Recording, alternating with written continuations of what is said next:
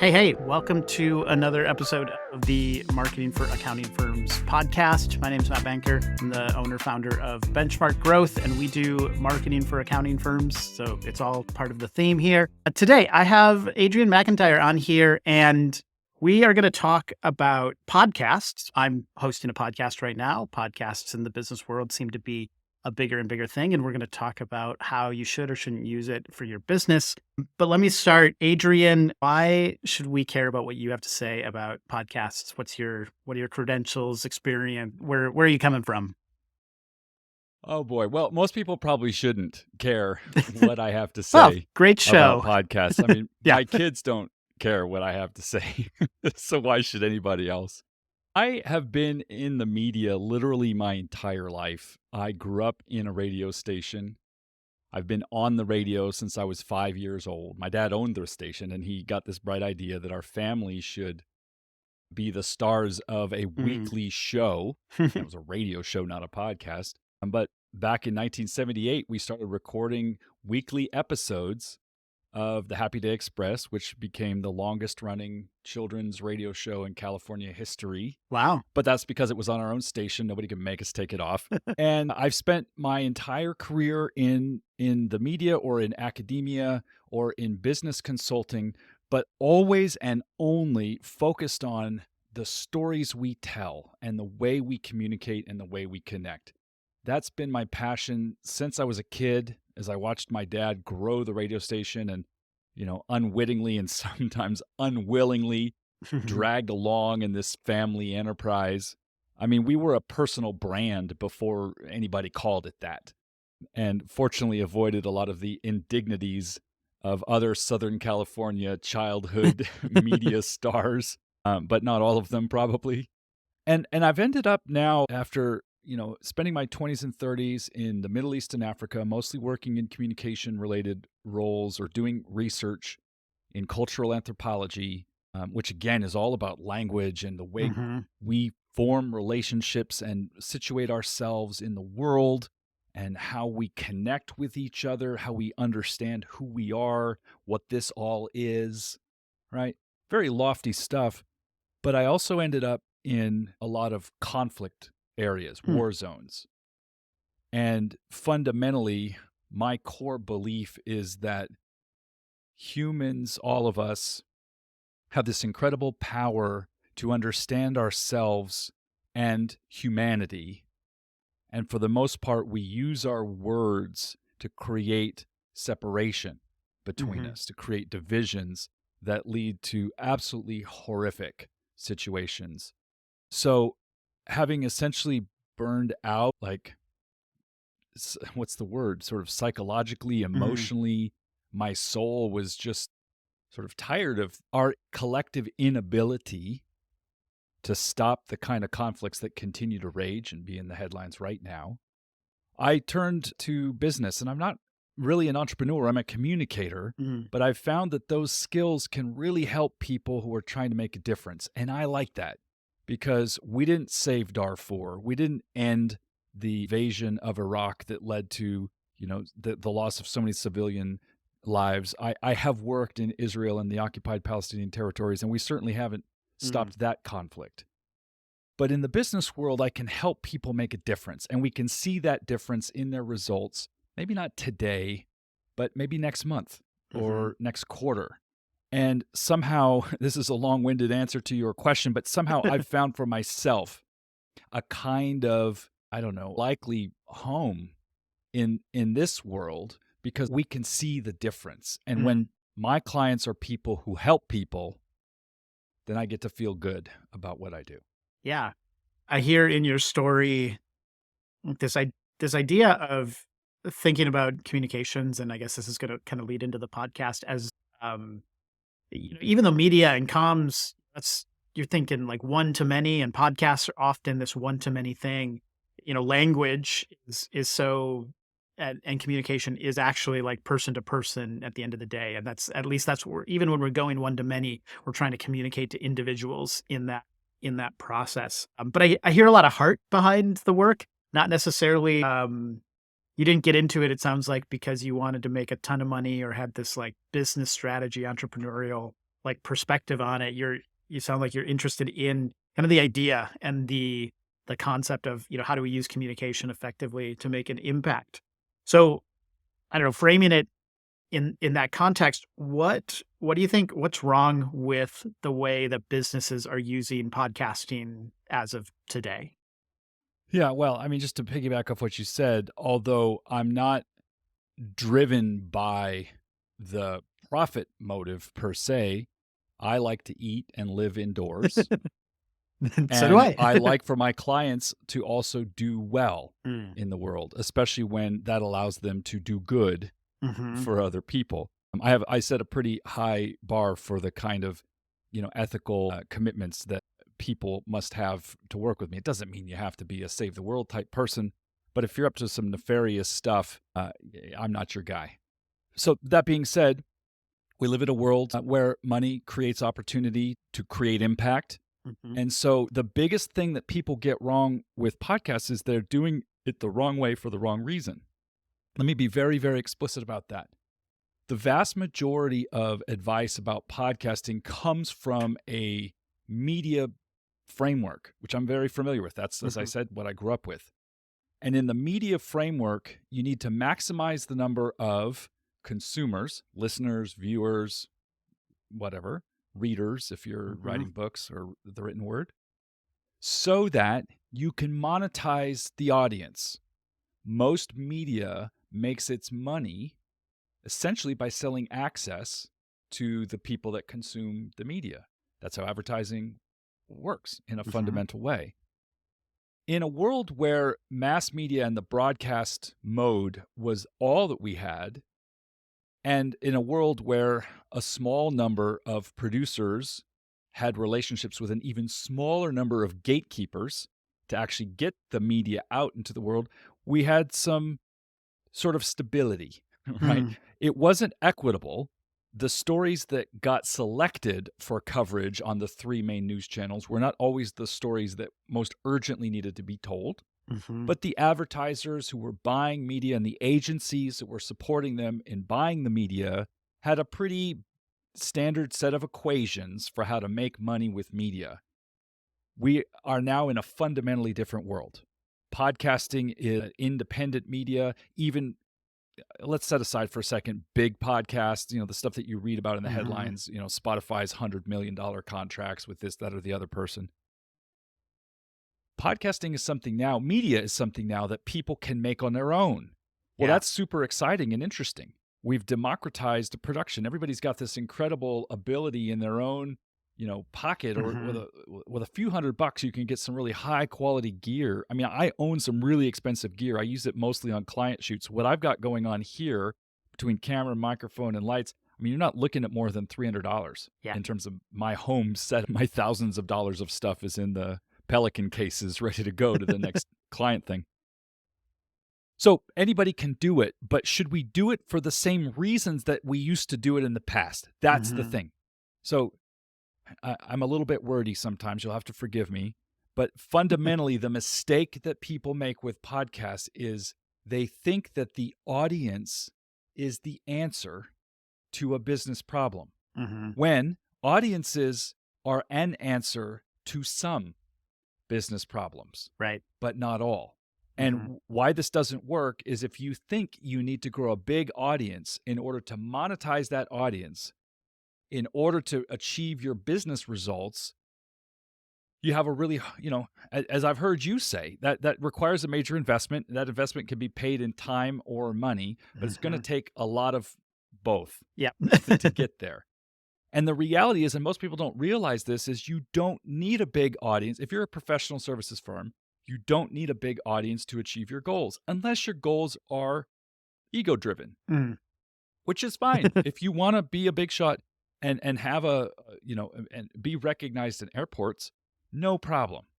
And you just need to get about doing that in the right way. Most people mm, don't care about that. yeah. So the problem is audiences are there's a lot of noise, right? There's a lot of podcasts. I mean, I've listened to a lot of podcasts in my life. I love podcasts. I don't listen to a ton of business ones. The ones I do listen to tend to be they're not podcasts by businesses because, Adobe, for example, had a podcast out for a while. I listened to a couple episodes, but at the end of the day, I felt like, oh, this is Adobe trying to sell me as a marketing agency owner stuff. Like that was even when the stories were pretty interesting, underneath it, I just felt like, oh, this is kind of a transactional relationship where you're just trying to get something. You've created a podcast in order to generate interest in your product. And once I don't know, it maybe they had the best intentions, but once whatever deep inside of me recognized that, I just started losing interest. So I think there's a lot of challenges for businesses just inherently when it comes to entertainment. I guess it's the reason why, okay, this is me thinking out loud, but it's the reason why you run advertisement next to entertainment, but the people creating it are separate people. You don't want to keep them, like, you don't have the companies making the same product because the people thinking entertainingly are often thinking about it differently. So the Well, with Go one ahead. exception, let's just say this just for fun, but the model whereby you invent the media itself to sell Mm, the product, which was pioneered in the toy industry, and I mean, like He-Man that is and She-Ra. Right now, I'm showing my age. I turned 50 this year, but were toys that were designed. Sorry, were shows that were designed to sell toys, not the other way around. mm, And you can see that now with Paw Patrol, for example. Like yeah. literally, Paw Patrol is a vehicle for selling the toys, and not that there's anything wrong with. We should set up a workshop to help accounting firms figure out how they How to can make toys. create yeah, accounting. I actually with AI, this is off track, but I saw someone posting the other day, people using AI to create fake Lego sets. Like this is a pretty easy way to use these image Yeah. generators, and they were creating like pizza party instead of year-end bonus Lego set for the office or something like that. It was, Okay. I don't know, it Well, was a little that's dark. like the fruitcake in Christmas Vacation. I wouldn't go there. So, all right. So we'll get back on track here. Audience building or thinking that monetizing a large audience as a way to success. You're saying that that is a wrong way to think about it. So what's the flip side of that? Is there Yeah. a So better way? it's not the wrong way. It's just maybe not right for your Mm, specific goals. So in presentations, and you and I met when you attended one of them, so mhm, you've seen the graphic that I have. I put up a triangle, and I call it the podcast value pyramid. mm, And I show how this pyramid has 3 layers. The base layer is the widest one, and then the middle one, and then the top one. I show how most people think you need to start with the bottom of the pyramid and build a very large mhm, fan base, right? So fans are the bottom layer. Of course, you monetize a fan base typically on a CPM model, so 1 to mhm, 1,000, right? In fact, people talk about podcasting will measure their downloads in thousands, right? Well, we finally got our first 1,000 mhm, 18 months later, mhm, right? The middle layer is your funnel. So if the podcast listeners are able to go to your website, download your ebook, sign up for your webinar, get into your content marketing mhm, machine somehow, well, they're worth more to you because they've not only consumed your podcast, but they've also opted in to get more information from you. And ultimately, that's what you want. And it leads to the top, the pinnacle of the pyramid, which is the one-to-one relationship, like they become a client. You now have a direct one-to-one relationship with that individual human being. And that's obviously worth a lot more to most accounting firms or any other mhm, professional firm than a listener. Just ask your own accounting team mhm. or your CFO if you have one, which would she rather deposit every month, downloads or dollars, right? Obviously, we're looking for revenue. Well, the thing that people get wrong is thinking you have to start at the bottom and work your way to the top. Mm, So we invert the podcast value pyramid and we start with the thing that matters most, the mhm, one to one relationship. How do we do that? We stop focusing on the listeners for our podcasts. Not like we don't care about them. We want to make something good and relevant and interesting, but we don't need them in the same way. mhm, We are going to focus instead on the guest.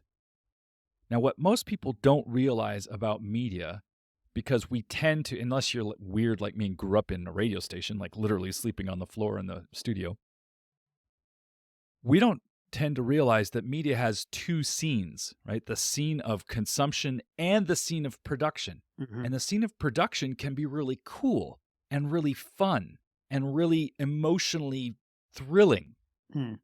So we meaning my agency, started viewing podcasts as an opportunity to get people together in the room for something exciting. It's the same thing. It's a podcast. We're going to record it, we're going to publish it, there will be downloads, there will be listeners, Mhm. etc. But we focus on, it's almost like a micro event strategy, right? If you're planning an event, you want to have the right people on the guest list and you want them to have a fantastic time, right? If you're planning a dinner party, Mhm. or in the old days of professional services marketing, here in Arizona, lawyers couldn't even advertise until, just a couple decades ago with this landmark case. Like law firms could not run ads. So they relied on old school methods of meeting and greeting people. So it's your wine and cheese event, it's your Mhm. kind of business breakfast meeting, right? Things of that nature. Well, what if you use the podcast production as a reason to get people together? This changes everything, because now you're focused on who could we invite and what could we talk about that they would want to show up for, right? Yeah. What's going to have people who wouldn't ordinarily take a meeting with you drive across town to spend 90 minutes Mhm. being a guest on your show? Well, first of all, you got to have one. And Mhm. it doesn't have to be this permanent ongoing thing Yeah. whereby you've now got this weekly podcast. And, I've somewhat sarcastically, but I think accurately refer to this as the hamster wheel from hell. Mhm. Like, if you start a podcast in the traditional approach, you're now in this content grind and it Yeah. never stops. Yep. Until you And burn you'll out. never, yes, we have a word for it, pod fade, Right. which is a polite way of saying you looked at the amount of effort you were putting in versus the results you were getting and you made the smart choice to bail. Yeah. Well, what if you didn't start out trying to do that? What if you Mhm. just went straight for the thing that you want? That's where and I didn't make this concept up, but this is where we've really innovated and refined and Mhm. developed something that helps people use a podcast to get folks together and build meaningful one-on-one human relationships with their hard to reach prospects. Yeah. Well, when I heard you talk about this, it was one of those things that I feel like really put words to something that I already knew because I was experiencing it. So, I launched a niche agency marketing for accounting firms and I started a podcast. And so I started inviting people on the show. And what I realized was our listenership was slow to grow. Like we didn't have a huge audience, but the fact that I had a podcast gave me an opportunity to have these long form conversations with people that were interesting and who were embedded into networks. Some of them were influencer types, some of them were firm owners. And over time, we realized actually we're not really generating any revenue from the listener base, but we are getting great introductions from our guests. And, we might even work with some of our guests in different ways. And that was something that really started to impact our business and was a pretty significant thing. And when you were, Let me just jump in yeah, here go really ahead. quick and say the same thing happened to me. Yeah. I wish I could say I'm smart. Like, I got 2 master's degrees and a PhD, but I sometimes am the last person to figure out the obvious thing, right? Hmm. So I started a podcast serving business owners in our area, and after 127 episodes with over 400 guests, I looked at what we were actually doing and what revenue we had generated, and that was for our consulting services, for speaking and Hmm. training on communication and storytelling, other things that I also do in addition to this. And then some people were like, "Hey, could you make us a podcast?" So I looked at it, and we had made $0 from anybody who had listened to the podcast, Right. and all the dollars from people who had been in the room as our guests. And it Hmm. was just sort of like, well, duh, why didn't I think of this before? Yeah. The people, we always like to say, well, they've got to know, like, and trust you.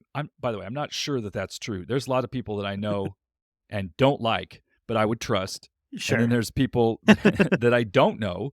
And so, Hmm. who I might also trust. And then there's people that I know and don't trust, but I Hmm. like them. Yeah. Like my high school friends. You're not going to go into Uh, business with that person, but you might hang no, out, I right? am Yeah. not. And if I was, drowning and they were at the edge of the river, I might keep looking for somebody else to is there anybody else who can help me? No. Yeah. Sorry, guys. But getting together to have a meaningful conversation about something that is interesting to both of you, which Mhm. by the way should mean we should talk about the concept for a show like that because it Yeah. can't be self-serving. Right. That really helps people accelerate the time it Mhm. takes to get to a real meaningful connection. Yeah. We like to talk about how when you're thinking about your clients, and I think in this case, if your guests are part of the people that you might either sell to or might be part of that network, you want to make them the hero instead of yourself, right? I think that most people start off, they think, "Hey, I should start a podcast because I'm pretty funny and I have interesting things to say." And I think that that's usually, how, the inception of this podcast idea comes about. Yeah, But it's if the you four guys with beer and Star Wars right. jokes. But if you think about it the other way around and you start with who do I want to talk to, who do I want to have these conversations with, who do I want to build relationships with, and then you build a theme, a format, an idea around what is going to be interesting to them. You make them the hero, you make them the focus of your podcast idea. Well, it's going to be a lot easier to invite people on to the podcast that they're interested in rather than the one that is all about yourself or your own kind of whatever your own benefits are, and Yeah, then you're it's gonna get the the better opposite of outcomes. transactional. You Yeah. mentioned that, and I think it's important to remind folks because sometimes, even though it's so obvious, we all forget. I forget. I look at people doing things and I think, oh man, that's cool. I should do something like that. And then I remember we're Mhm. different, right? Mhm. Adobe's a software company. They want to sell more seats to software, right? The entire revenue model is different than an Mhm. accounting firm, which is relationship based, which is sometimes geographically Mhm. narrow, although, certainly you can theoretically serve people anywhere because the internet. Yeah. But you've often got an entirely different market and way that you're trying to engage with that market. So, this also means, by the way, that you have freedom to experiment. You Mhm. don't have to be stuck doing it the way you've seen other people do it. You don't have to start something thinking, in fact, I recommend you don't start something thinking, well, I'm going to do this for 100 episodes and we'll see how it goes. No, come up with a concept and create a mini series Mhm. or a season. Yep. If you have an umbrella concept, you can make sub groupings underneath limited runs, right? It can all be in the same feed. Yep. Most of the advice out there about podcasting is aimed at indie creators, people with an idea, something cool. They think they're funny. They've Mhm. got a story. They've got a concept they want to get other people together to talk about. And for the most part, they are centering themselves and their thing. And there's nothing wrong with that. It's amazing. It's a large subset of the broader independent creator movement, which I'm all for. Mhm. But, your typical CPA or lawyer or architect does not want to become an influencer. And the ones that do, great. Listen, there's a ton of advice and support for that. They want meaningful relationships with the high value clients who can create a long term sustainable business and reputation and referrals and things of that nature. So start from there. Don't start from somewhere you don't want to end up. Yeah. Now, I think one thing we gotta dig into is there are 2 things that are true at the same time about this, I think that this idea. One is you can create a podcast, which gives you opportunity to have great conversations with people that you would like to work with. And well, it's really 3 things. And it's likely that some of those people will become your customers, clients, that you will do business with them. And you can't try to sell them as part of this process. So it can't be it's not a sales pitch that they are now on your podcast listening to you talk about your service or your product. How do you balance that tension out where it's both a strategy that is leading towards accomplishing business goals, and at the same time, you have to protect the authenticity and the what that relationship like, it has to be real, right? I mean, it's easy for me because again, I'm fascinated by people. And I think it's not just me. There's a lot of folks out there that really care. They're curious. They want to get to know people. And so just recognize you have multiple hats Mhm. that you can wear. You already do. But this one, you're putting on your media hat, your storyteller hat, your documentary filmmaker hat, whatever you want to call it. And you're firewalling your transactional business goals from the intent and purpose and execution Mhm. of this thing. I mean, think about what it'd be like if you had a dinner party, but then you went around to everyone in the room and tried to sell them life insurance, I right? have No have offense you to been the to one of agents those? out there. No, Yeah. but I'm always afraid. Is this going to be the one? No, but you would never do that, right? It's Mhm. gross and you just naturally know you wouldn't. So treat this the same way. You're throwing a party, not literally, it doesn't have the vibe of a party, it has the vibe of a media production. That's Mhm. part of what's cool about it. Mhm. There's microphones and cameras and lights and an on-air sign and all the trappings of a studio. Even Mhm. if we do this as a pop-up Mhm. podcast studio in a hotel suite or in a conference room at a co-working space or what, we create the experience, the feeling, Mhm. because we're getting together to have fun, share stories, talk about things that matter to us, and that's what matters. Yeah. By the way, that starts from that mindset of these people are my guests. Mhm. I think if you just remember that, you're in Yeah. good shape. These people are my guests. So I'm going Mhm. to treat them well and give them, a high quality experience. And that has to start from before you reach out to them. Although there's some very strategic targeting that Yeah. happens to build your guest list because you do have the overarching desire that this leads to meaningful relationships that lead to business. Mhm. But then you take that hat off and you reach out to these people and you communicate with them from the place of, and it has to be true. If you're doing this, Mhm. if you're, If you're not if you've got interested, this, right? yeah, if you got this hidden agenda, it's obvious, you know, everybody can tell. So you don't do that. You Mhm. you just stick with what you promised.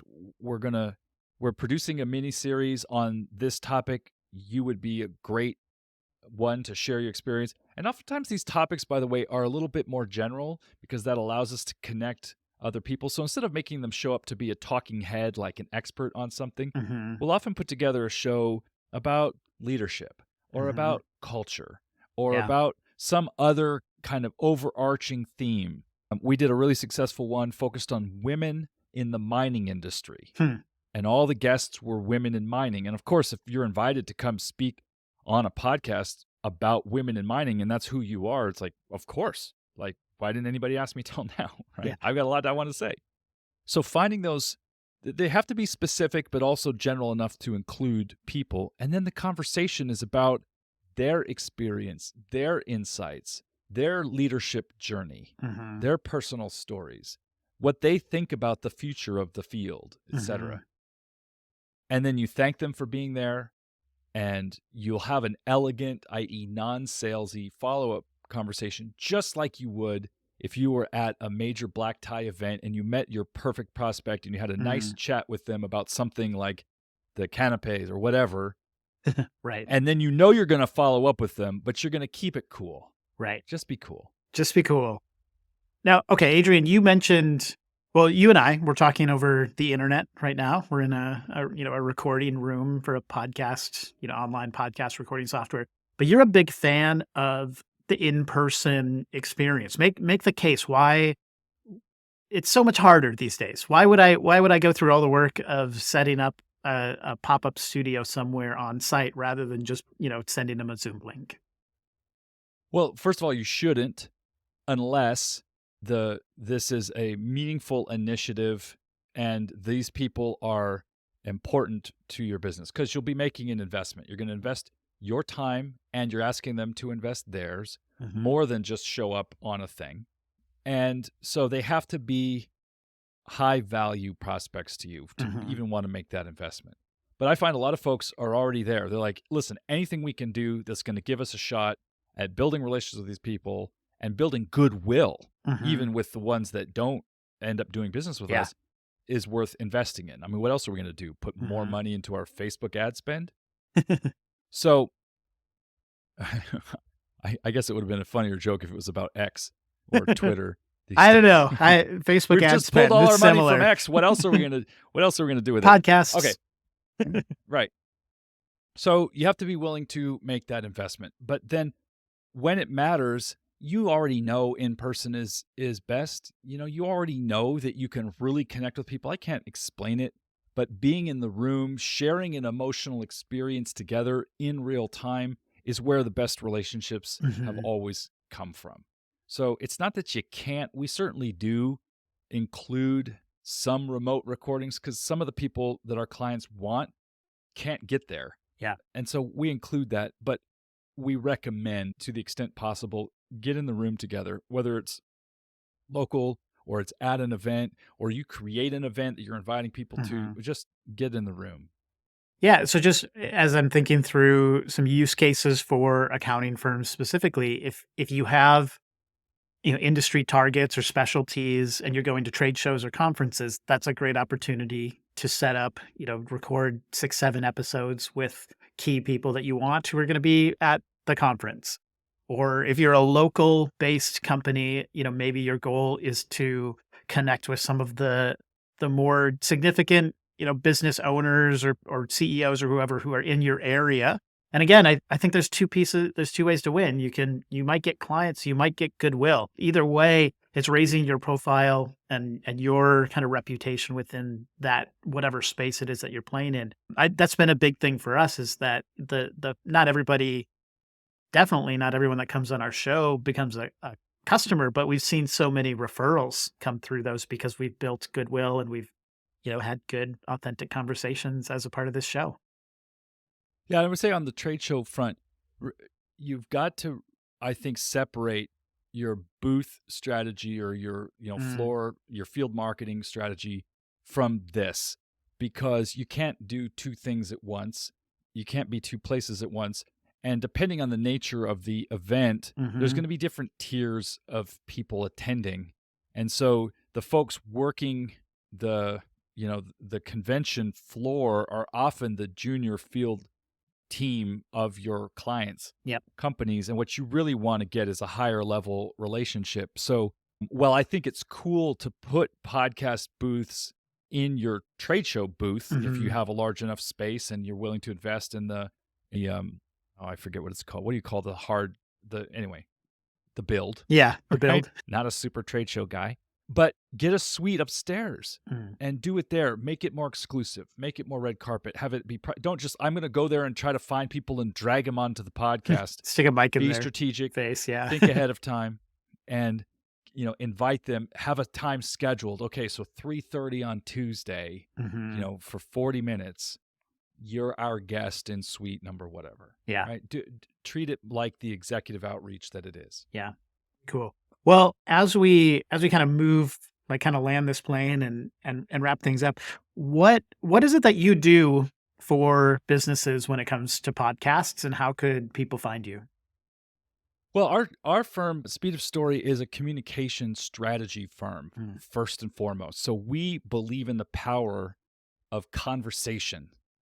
We believe that all human relationships start as conversations. And so podcasting is just one of the vehicles that we use for that. And then there's others that are also relevant depending on the case of a particular thing. But specifically with regard to podcasts, we will do a kind of end to end strategy and execution. We will mhm. help you plan how to use this kind of specialized micro event. We will help you strategically identify the folks you want to be in on your show. We will produce it for you, edit it for you. And by the way, this is not something that is done on a typical, as I mentioned, week in, week out, week in, week out Yeah. thing. We like to time box everything because you're busy too. So we'll often plan for something a quarter from now, and that gives us time to create the strategy, to do the invitations, to execute it, and then we will publish the whole thing all at once. Your primary KPIs in this situation are the relationships that you get out of the endeavor. And then all of the socialization and publicity and Mhm. sharing and circulation is just a secondary benefit. And it can be very meaningful. Yeah. But the what I like about this approach is we've given our clients their primary goal before the thing's even published. After the recording session is over, Yeah. they're leaving with the beginning of a real relationship. So we help with all things related to that. And when it's not the right fit, we're the first to tell you and sometimes recommend other strategies, even that should be executed by arm. We're not in the business of talking people into this stuff, but if this sounds remotely interesting to you, then we can take a look at it and see if it makes sense given your specific market and your specific goals. Well, where can we find it? What Speed of Story is the name of the agency? Speed of Stories are the easiest way to do that is to go to thepodcastadvisor.com. That's a booking link. As I said, we don't twist anybody's arm. We know that our particular approach to this isn't always the right fit for folks. Resources you have either in-house or in your hometown that will be the ones to help you with that. But we're some clarity about what it is you want. And the easiest way to do that is thepodcastadvisor.com. Yeah. So, I'm all in on podcasts as far but really, like I said earlier, I think thinking of as the main benefit that you get out of it is with other people. And so if there's an opportunity for, positive business, outcomes for your business, it's so much easier to invite someone to a podcast than it is 15 minutes to pick your brain. No one wants to say yes to that sort of podcasting. You really make it guest centric. I think it's great. I think it's information of that exact point. So I mentioned the show that started me down this path with 400 guests invited to the show. 100%. Yeah. Now, your mileage may vary, but people, when you frame the thing properly, and it's about them and their interests and their industry and their expertise and their personal experience, they want to be on your show. Yes. So when you do that, they will come. Well, maybe I'll throw this out there then. If you are an accounting firm owner, maybe you should come on my show. Feel free to connect with me and talk. I'd love to hear about what you're doing for your own marketing and things like that. And I'm not going to sell you on at the end of the show. So yeah, people are getting a little bit of a peek behind the curtain. I hope I didn't undercut the effectiveness of my own show here, inviting people on. But I always love having these conversations. Adrian, thanks for being on. This is another episode of Marketing for Accounting Firms, and you should definitely connect with Adrian. Find us at marketingforaccountingfirms.com if you have questions about your marketing. And with that, we will leave it there for today. Thanks. This podcast, Marketing for Accounting Firms, is brought to you by Benchmark Growth Marketing, a marketing agency that helps accounting firms get more calls booked through their website. You can find us at benchmarkgrowthmarketing.com. Connect with me, Matt Banker, on LinkedIn.